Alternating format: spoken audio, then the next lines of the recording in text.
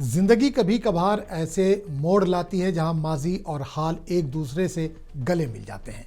उड़ीसा के खातून सधन्या, जिसको अमरीकी जोड़े ने गोद ले लिया था, 26 साल बाद अपने आबाई वतन को लौटी है।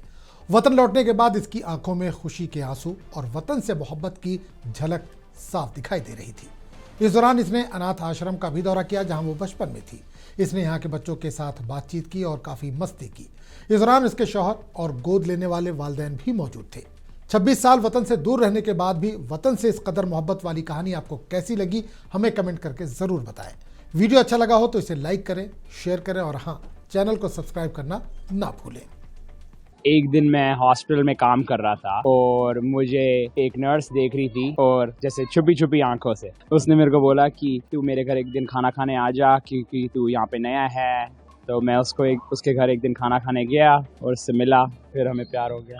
हमारी शादी 1 साल पहले October 26. The story is my parents 26 years ago, they adopted me, brought me to the US, and they also introduced me to a Korean brother that they also adopted, and my parents' biological child, my older sister.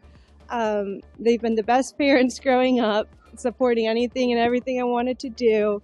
They gave me so many opportunities in America, helping me become educated, helping me go far in life, and eventually helping me, unbeknownst to them, meet my husband.